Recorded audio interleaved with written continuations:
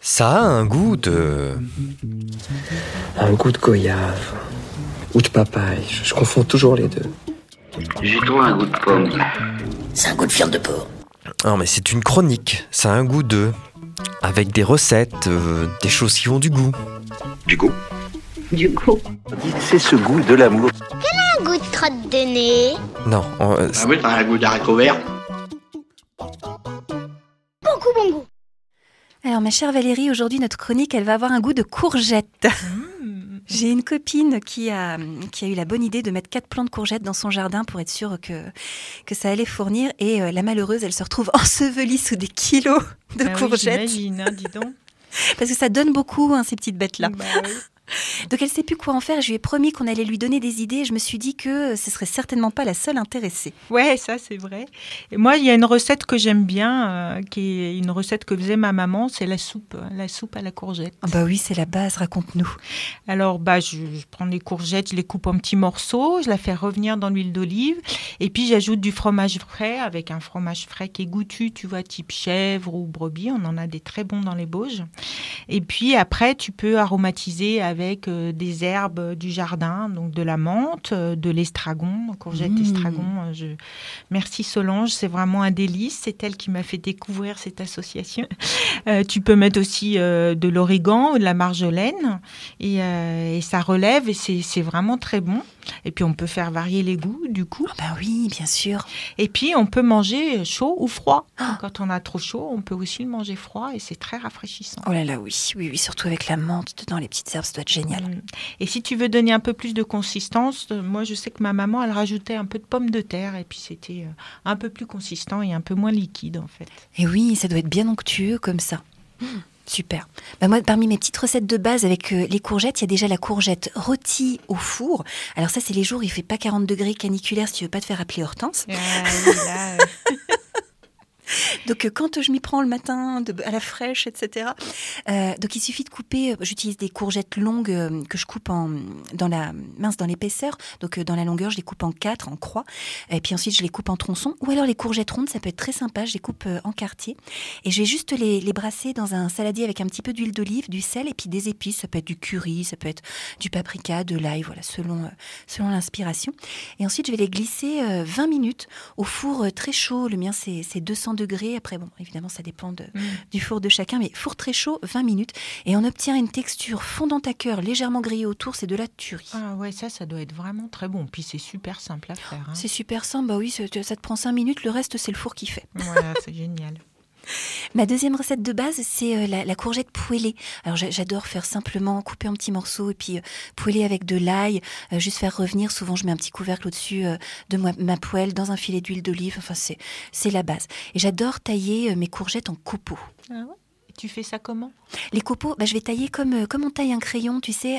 Je vais tailler des gros copeaux en biseau en tournant autour de la courgette. Ah, c'est super ça. C'est super, ça change des rondelles, des petits cubes. Et puis, dans la bouche, je trouve que ça a une forme qui est très agréable, qui épouse la langue, le palais. Et c'est vraiment super. Ça donne envie. Alors, si on veut faire des recettes un peu plus élaborées, qu'on a un peu plus de temps et qu'on a envie de se mettre en cuisine, on peut aussi faire des courgettes farcies. Oh, mais oui, bien sûr. Ouais, ça, c'est chouette. C'est comme les poivrons, comme les tomates, on peut les farcir. Donc, on peut faire une farce avec de la viande, évidemment. Mais aussi, on peut faire des farces végétariennes en mettant des céréales, d'autres légumes dedans. On peut rajouter de l'œuf. On peut aussi rajouter des céréales sans gluten. Donc, ça peut être un plat végétarien sans gluten. C'est très facile. On peut mettre des olives. Ça relève de l'ail. On peut mettre de la crème. Ça donne plus d'onctuosité, du fromage. Et moi, j'aime bien mettre des petites graines de courge ou tournesol pour l'aspect croquant aussi. Et oui, comme tout le reste est fondant, ça va faire un contraste de texture génial. Ouais, ça c'est bien. Par contre, il faut tout cuisiner en amont. Ça veut dire même les courgettes, moi je les pré-cuis un petit peu. Pas trop, pour qu'elles restent fermes évidemment, mais il faut quand même les pré-cuire un petit peu avant. Et c'est malin parce que quand tu pré-cuis ta farce et que tu as pré-cuit tes courgettes, elles restent pas 3 heures dans la cocotte ou dans le four et ça leur évite de devenir toutes jaunes et toutes flasques. Ah oui, ça donne pas envie. Et tu utilises plutôt courgettes rondes ou courgettes longues ? Alors, j'aime bien les deux, mais ça dépend aussi un peu si tu fais plusieurs légumes différents, avec quoi tu les associes. Donc, si tu veux faire des tomates farcies et des courgettes farcies, j'utilise plutôt les courgettes rondes. Par contre, si tu utilises des légumes plutôt longs, si tu coupes les poivrons dans le sens de la longueur ou les aubergines, j'utiliserai plutôt les courgettes longues. Ça dépend. Ça doit faire un très joli plat, ça, en association de Oui, formes. moi j'aime bien les courgettes rondes quand même farcies parce qu'il y a le petit chapeau et c'est très esthétique. Trop chou. Et la courgette, on peut aussi la manger crue. Ah, tu penses à quel genre de recette ? J'ai une recette de pesto de courgettes crues, pardon. Ouais, pesto de courgettes crues. Oh, raconte voir. Alors, on met de la courgette, évidemment. Donc là, pareil, comme toutes les tartinades dont on a déjà longuement parlé, il faut avoir un bon robot mixeur.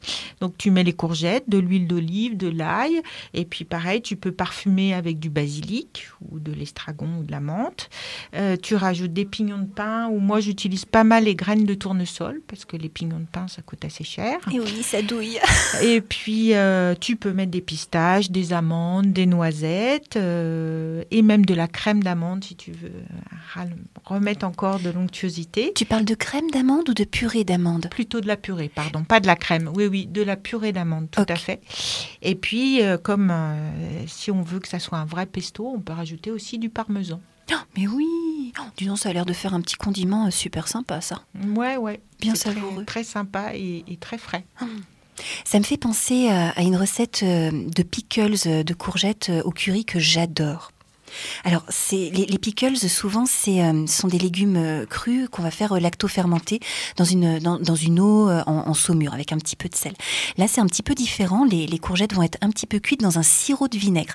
C'est-à-dire qu'on va additionner du vinaigre avec du sucre, on va porter à ébullition et on va arroser des morceaux de courgettes qu'on aura déjà coupés en gros dés avec des oignons aussi, qu'on aura fait macérer 24 heures dans du sel avant de les rincer.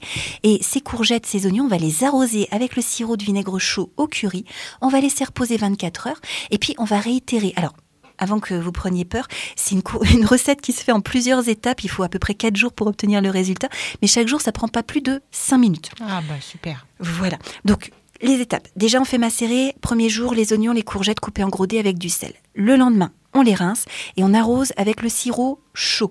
On laisse mariner 24 heures. Le troisième jour, on filtre, on récupère le sirop qu'on refait bouillir et on rearrose les courgettes, c'est tout.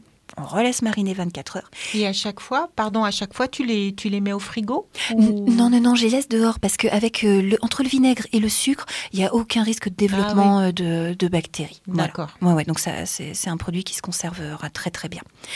Du coup, le dernier jour, on va tout remettre à cuire avec un petit peu de sucre supplémentaire et on va verser tout chaud dans des bocaux qu'on va fermer immédiatement et ça va se conserver très bien. Enfin, je dis ça va se conserver pour ceux qu'on n'aura pas boulotté dans la semaine.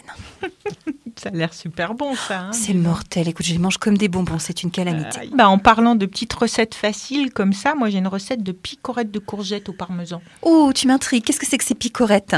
Les picorettes, c'est des petites tranches de courgettes. Tu vois, des courgettes que tu aurais coupées en tranches dans le sens de perpendiculairement à la longueur.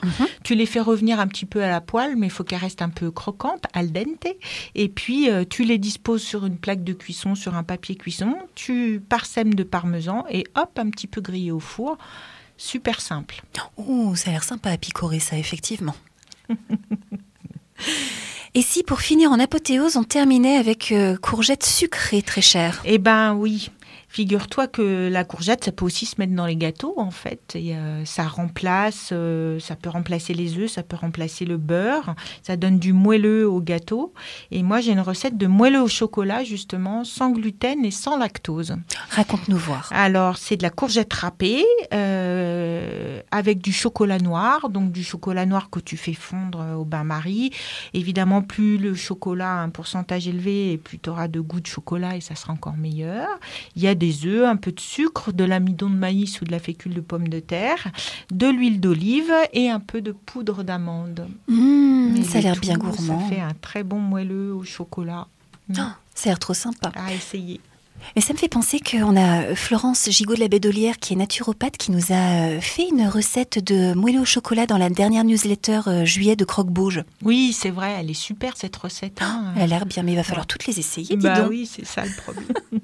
En fait, c'est ça qui est chouette avec la courgette, c'est que elle est là pendant une période donnée. La saison de la courgette, c'est l'été, et le reste de l'année, on n'en mange pas. Du coup, on en mange beaucoup. On peut faire plein de recettes différentes pendant la période où elle est là, et puis après, on n'en a plus et on l'attend avec impatience que l'été suivant revienne. Oui.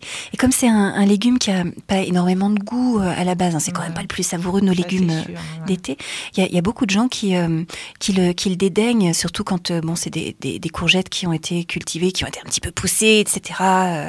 Qui n'ont pas de goût, qui rendent beaucoup de flotte, c'est pas génial. Mais quand on choisit une bonne courgette de maraîcher qui travaille bio ou comme en bio, les courgettes sont fermes, elles ont une saveur subtile, et puis il suffit de bien les assaisonner, c'est le paradis.